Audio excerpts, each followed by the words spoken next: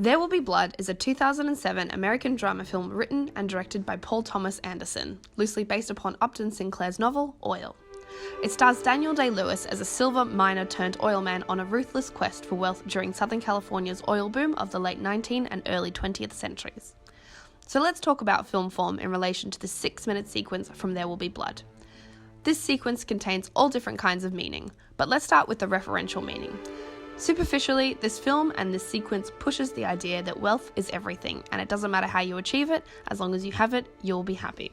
But if we dive deeper into the underlying meaning of the film, the explicit meaning is that being wealthy is a goal that we should all aim to obtain at any cost, without any thought of the consequences.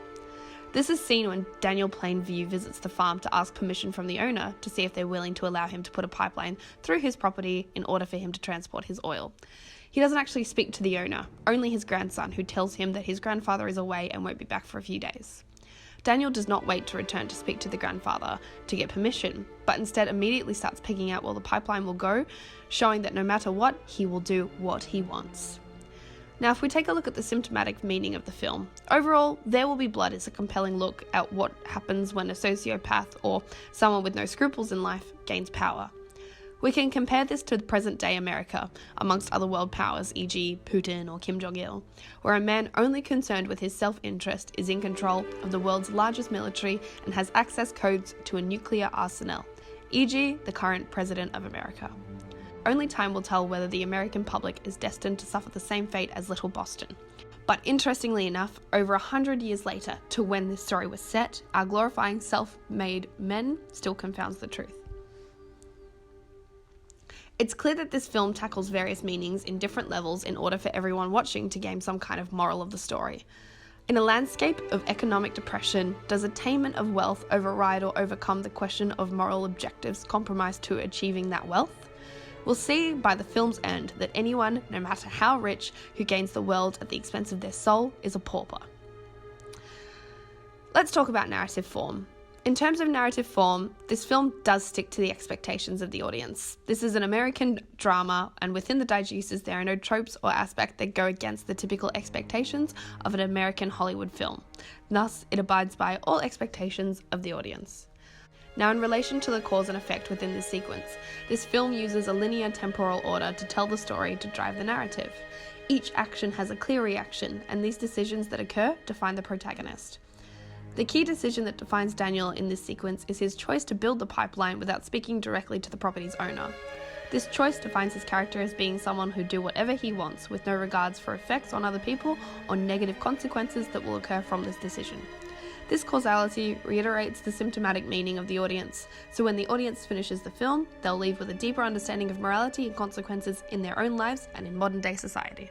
There Will Be Blood could easily fall into a number of genres, and yet not one seems to totally encompass the critically acclaimed film. Adam Batt's Hope Lies at 24 frames per second said, bracketing There Will Be Blood within any genre framework would be largely pointless, given that outside of perhaps the unhelpfully broad stroke of drama, approaching the work from a catch-all perspective would be reductive to the max, not to mention rather difficult. Paul Thomas Anderson himself said he thought he had made a horror film. The film certainly harbours many traits commonly attributed to the horror genre. For example, the airy music, ominously offbeat, identical twins, and an overarching theme of threatening religion. However, this again would seem arbitrary to simply dub the film a horror and ignore any elements that lend towards a vast array of other genres. We could genuinely and reasonably deduce it as a historical film, a western, a thriller, or even a crime film if we were to individually assess the masterpiece sequence by sequence. However, to truly encapsulate There Will Be Blood as a genre, my humble suggestion would be an epic historical drama set in the American West. The cinematography of There Will Be Blood has a very distinctive style. The first thing viewers notice were the exposure and the contrast of the extract.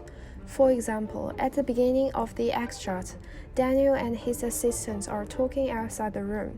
In a close-up of Daniel, the high-contrast image completely darkens the shadow below the head, making Daniel's eyes hard to see. It enhanced Daniel's emotion, showing him brooding. There is another scene that contrast plays an important role. The high contrast gives the shot a black frame, which directs viewers to look at Daniel outside the window. As Daniel looks into the room, the darkness makes the audience wonder what's in the room and if Bendy is at home. It increases the patterns of the suspense and the mystery in the film. According to the research, this film mainly does not do digital intermediate technology processing, but use of traditional printing process. What's more, utilizing mostly natural light, many of the shots of film scenes darkened, with focal points being drawn to a gradient. The framing of this extract is simple and straightforward. It uses the widescreen ratio and always keeps the viewer's eyes on the crucial thing through proper composition and focus. For example, in this film, the iron bar used for surveying appears several times in the scene like an important symbol. The director uses a selective lens many times to get it noticed by the audience. Also, in the scene of exploration, the camera stands at the perspective of two characters to photograph each other. The height of the lens is the same as the height of a person's eyes. Besides, the extremely long shot with wide angle highlights the vast territory, which engages the patterns of emptiness, desolation, and tension. At the end of the extract, Henry and Daniel sit on the beach, and the filmmaker interprets Daniel's emotional changes through the close-up description of his facial expression. The audience gets the messages that he found his younger brother was fake by the mouth of the last no. Then, in the next immediate shot, Daniel gets up and walks out of the frame, leaving Henry sitting on the beach alone, suggesting that Henry is about to be abandoned. Daniel is swimming in the sea. The telephoto lens makes the waves look very close to him, as if he is about to be drawn by the wave behind him. It enhanced his complicated emotion as well as the pattern of tense. In a word, with large ensemble cast, ever-moving cameras, and lengthy running times, Anderson established a bold and unique style. As the writer of an academic essay said, I would identify this style as American Gothic, a style defined by high-contrast, chiaroscuro shots, sparse imagery, and bluntly graphic composition. It is a harsh reflection of the not-so-golden age of Americas that came at the end of the 19th century. There Will Be Blood makes use of significantly long shots throughout the entirety of the film, often allowing actors to propel the shot's narrative rather than relying on a plethora of short shots and cuts between them. This is seen throughout the entire extract, notably in this close-up of Daniel's face. This particular shot lasts for 25 seconds. However, despite the lack of cutting or even adjusting the shot's framing, the audience remains focused on plain view, waiting with bated breath for its next move or line, inevitably coming in the form of a head shake and mouthing the word no. YouTuber NerdWriter1 describes the importance of such long shots as the longer a shot is held, the more it insists on its own importance. Whilst initially this shot does not reveal itself as meaningful, as time goes on, the audience begins to suspect the shot holds significant importance, hence drawing more attention to the mouthing of no and prompting us as an audience to question this statement and interrogate its meaning.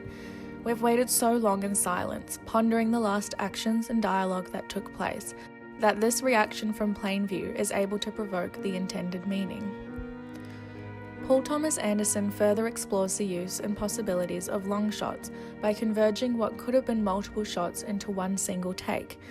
Although this technique does feature in a couple of shots within the extract as shown here, it is at a much more subtle degree than shown in other moments of the film. This lack of cutting that is present throughout the film consequently creates an environment where, because of the decreased number of cuts, a single cut in and of itself suddenly possesses significantly more value. As each shot holds out on the inevitable cut, the audience's expectations run wild with suspicion and anticipation. We hang on every word, every pause. Our focus is completely immersed within the actions taking place. The use of sound makes the film unique. With a lot of sound effects, the audience can imagine the scene without turning on the screen. For example, at the beginning of the clip, the audience will hear the sound of insects, horse hooves, footsteps, voices, and the sound of stone striking.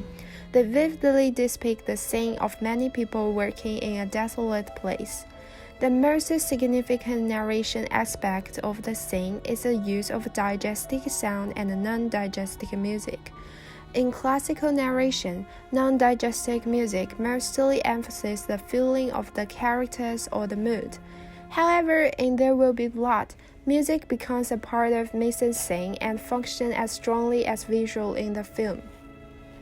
For instance, no matter in the first scene of Daniel's and his assistant's conversation or Daniel talking to Bandy's grandson in the second scene, the strange sound in the background creates a sense of unease and discomfort in the feeling of the audience.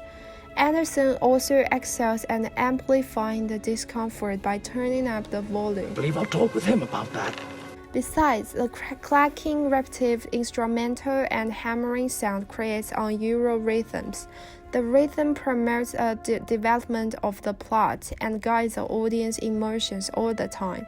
Later, dissonant high-pitched string without driving rhythm playing soundtrack after Daniel finds out that his brother Henry is a fraud. This seemingly out of control music and rhythm enhance the description of Daniel's inside activity and also pushes the audience immersion to a climax. In conclusion, by using high volume and rhythmic music sound effect, the film creates a suspensive and stressed pattern. The mise-en-scène throughout There Will Be Blood follows the classic rule of thirds, meaning each shot is divided with 2 vertical lines and 2 horizontal lines, as shown here in There Will Be Blood Through Numbers by Ali Shirazi. In doing this, the theory is that an audience's eyes are drawn toward the intersecting points of the grid.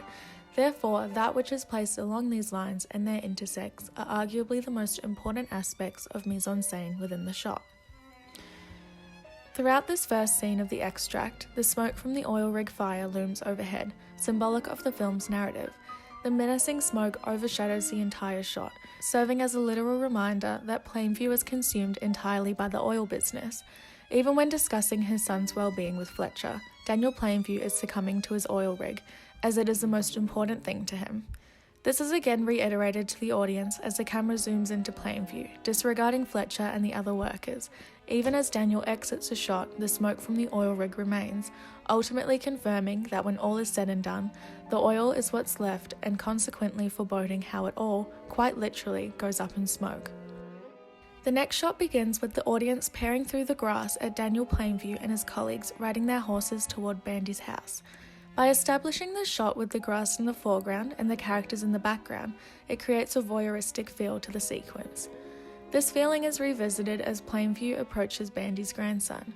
The shots into and out of Bandy's house are strategically framed in order to mask the interior of the house in shadow, so as to hide the contents from both Plainview and the audience. From the point of view of Bandy's grandson, we see only Daniel Plainview atop his horse. By remaining mounted, he creates a sense of superiority. He is quite literally on his high horse, peering down to the grandson who looks up at him. It should be noted, however, that Bandy's grandson is also shot in an upwards angle rather than downwards, as would have been Plainview's point of view of him. This is particularly noticeable as the boy says, "You're that old man, aren't you?" seemingly gaining back some power within the situation as he is aware of what is going on. Another scene within the extract that exemplifies the film's use of mise-en-scène is that when Daniel Plainview and his supposed brother are sitting on the beach. This shot is very sparse, only being shared between the two characters, the sand and the sea. This in turn draws the audience's focus directly toward the characters and their actions, allowing us to pick up on subtleties easily missed had the shot included an abundance of mise-en-scène components. Particularly with the use of these close-ups, the audience has nowhere else to look but the actors' faces. Paul Thomas Anderson is often known to rely solely on his actors' performances, thus the mise-en-scène, or their lack of, reflects his trust in his cast, as well as propelling the story further without the need for explicit explanation, as the audience again is able to deduce interpretations of the shots through the acting. There Will Be Blood is undoubtedly one of this century's greatest cinematic masterpieces. It is a monumental exploration into America's early industrialization by way of the oil boom, and how its consequential greed simultaneously contradicts and compares to the twisted world of ungoverned religion. Paul Thomas Anderson expertly navigates this film through his use of cinematic techniques and individual stylization of filmmaking elements. With the help of critically acclaimed editor Dylan Tichenor and cinematographer Robert Elswit, There Will Be Blood will go down in history as one of modern cinema's greats.